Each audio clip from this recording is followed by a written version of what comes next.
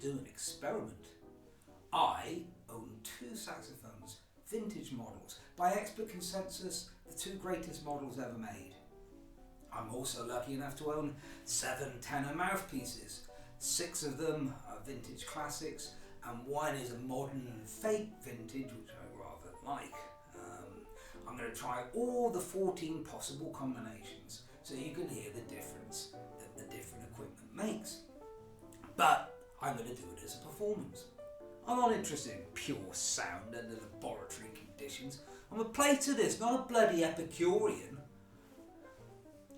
I'm interested in how the things affect how I play, how I instinctively play. So I stuck on a backing track for the old standard Blue Room, just because I've enjoyed playing it recently. And I recorded a couple of choruses, 2 choruses for each of the 14 combinations. That's all I allowed myself. I didn't want to get into the prissy, oh, that run wasn't clean, I better do another take. Yeah, none of that crap.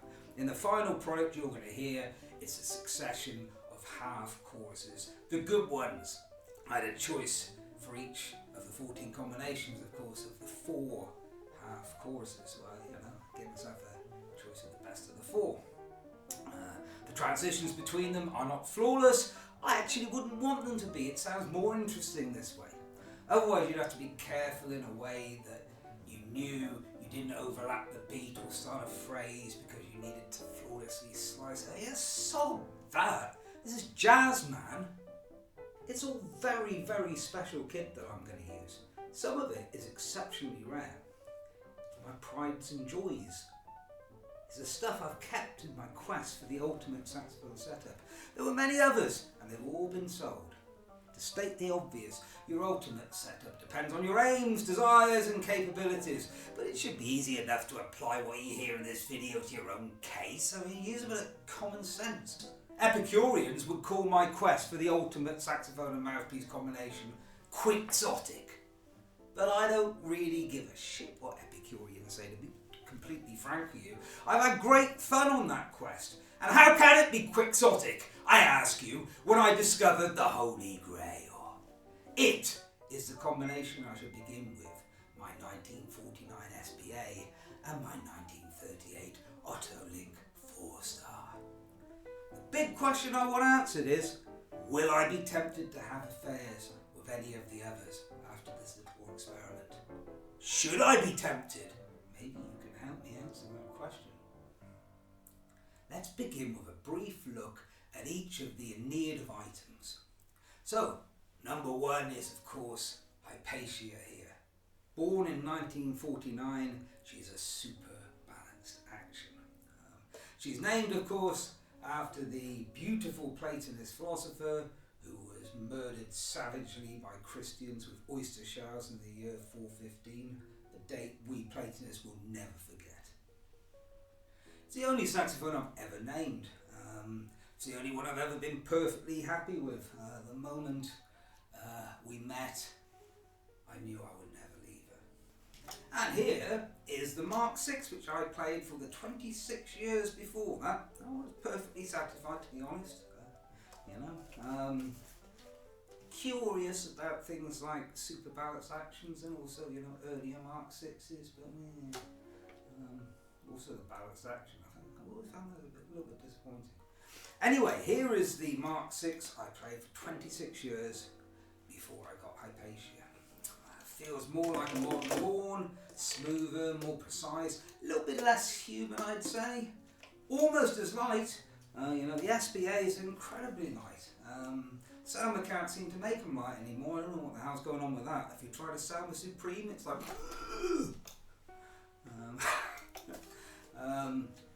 Okay, so there's 20 years between this 1969 Mark VI and Hypatia from 1949. Over that period, there's clearly a continuum if you read anything about it. The earlier Mark VIs is a little bit more like an SPA than this later one, but at the end of the day, an SPA is an SPA, and Mark VI is a Mark VI. They're different models. Differences within the year of, differences according to the year of manufacture within a model type are going to be comparatively subtle. And on to the mouthpieces. And let's start out with my Otto-Link 4-star. manufactured between 1935 and 1940 in their New York factory and famously used by Coleman Hawkins on his 1939 recording of Body and Soul, as well as Ben Webster throughout his career. The name 4 Stars amusing because it refers to the 4 stars of the saxophone, who I guarantee you won't have heard of. Hawkins and Webster aren't among the stars. All 4 stars are forgotten white guys from the 1930s. The other link, which you hear me play, is a new vintage model. I've tried all the other new links. What is it? A Florida and a New York and a Tomasa. I don't really get on with any of them. They didn't catch my attention, but this one did. This is the one that's supposed to sound like the old links, and yeah, there's definitely something going for this, so you can tell me what you think. And then we get to my collection of 4 vintage Brill hearts. So those 4 at the front. So let's start with this pair. These are the Great Necks. So we've got a Brill heart tonal, that's the white one, and a Brill heart Evelyn, that's the black one. And they were made in the period when Arnold Brillhart had his factory in Great Neck, New York, which was between 1942 and 1946. Gene Ammons, the boss, there he is. If I removed my smoking, you could... damn it, it's on the sleeve, you see. No, forget it. Oh, I'll show you. Yeah, see, Gene Ammons, the boss. Yes, so Gene Ammons, he played this one in his early days, and then he switched to this one. Now, I have seen online discussions where people are insisting that they're all the same. They're all just the same. It's only the colour that's different, but they're not. You can look, you can see it here. One's a bit bigger for a start. So there you go. The other 2, and these are the really amazing ones, are streamlines, which I don't think Gene Ammons went for the streamlines. Maybe you shouldn't naturally assume that the streamlines are better, but nevertheless at the time they were more expensive and they're worth a lot more now. The streamlines are supposed to give you a more focused sound, and you can decide if you think that's true. Now, the tonal in, those are the white ones, remember, is another Great Neck model, so 1942 to 1946. And this is a particularly rare one. I really went out of my way to get hold of this because it's a no-star model. Usually, the numbers for the tip opening, they do it in 5-star, 3-star, 4-star, okay? But they made some which have no star, and that gives you, what is it? It gives you a longer facing, which helps with the sound in the lower register. You know, when I was experimenting with these, I thought that was probably right, and hence they were better, but it's a matter for you to determine. The Evelyn is from a later period in the 1950s, and by then these things have changed a lot. This mouthpiece is a beast, this thing. I would describe it as acidic. It's very unlike the other Brillharts I've got, very unlike. Finally, the rarest of the lot is this Berg Larsen very vintage slant signature, which before I acquired it apparently used to belong to Jon Irabagon. Have you heard his album called Foxy? You know, the one where he's like pretending to be Sonny Rollins on the Way Out West album, and they just play one insane tune and it gets to the bit where it just repeats forever, and you're sitting there and you think, I can't believe these guys actually did this, and like you can't believe it's going on as long as that. Really, you should check his album out. Anyway, apparently he used to own this mouthpiece,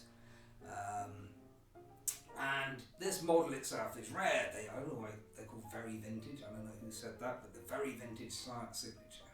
Okay, and what makes this one particularly rare is it's got a number 4 opening. Okay. But they only went up to 3. There is an identical one to this in the Saxophone Museum that you can see online. There may only be two in the world. It's perfectly possible, right? So it goes beyond the scale. And this thing is even beastlier than that 50s Ebonite I was talking about. A bit wayward, this mouthpiece, I would say. Bear in mind, I did used to play a Berg Larsen. That was my main piece for like over a decade or something. Finally, I used exactly the same reed throughout for each performance. This particular one is here, and I used, whenever I could, I used a Larkin Evolution 4 ligature. Fantastic. Otherwise, just use a Salmon lid, which is fine. It doesn't make that much difference, but if you've got the best, you use the best, right? Okay, so it's time to see what you think. Let 'em roll.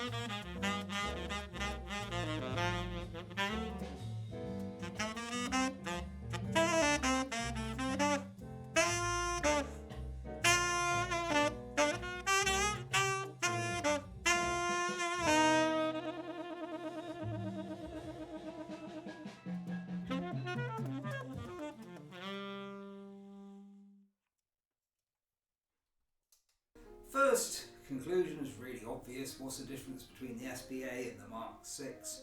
Brightness, you know. It's just the SBA is mellower, darker, you might say, smoother. The Mark 6 is brighter, sharper.